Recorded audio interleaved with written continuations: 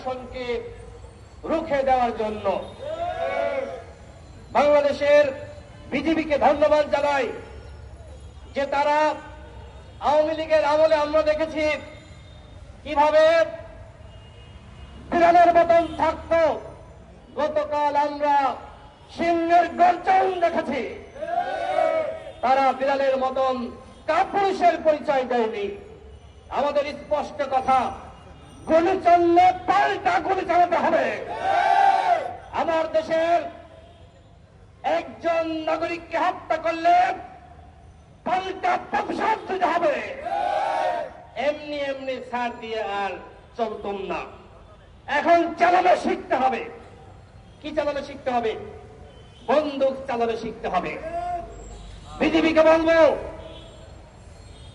ভারত আমার দেশের সীমান্তের নাগরিকদের উপর আগ্রাসন চালাচ্ছে, হত্যা করছে এবং ফেলানির মতন বাংলাদেশের মানুষের লাশকে সীমান্তের কাঁটাতারে ঝুলিয়ে রাখছে। আমরা বাংলাদেশের জনগণ ভারতের এই হত্যার যজ্ঞ আর মানব না। গতকাল জবাব দেওয়ার জন্য দেখেছেন না, একজন মুরব্বী তিনি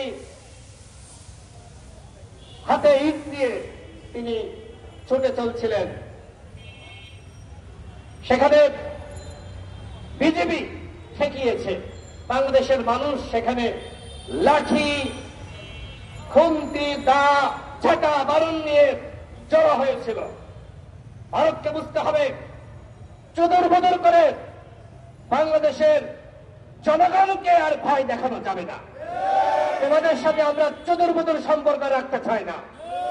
সম্পর্ক হবে ন্যায্যতার, ভালোবাসার, ভ্রাতৃত্বের। আওয়ামী লীগের সাথে তোমরা স্বামী স্ত্রীর সম্পর্ক তৈরি করেছিলে, তোমাদের স্ত্রী হাসিনাকে তোমরা নিয়ে গেছো।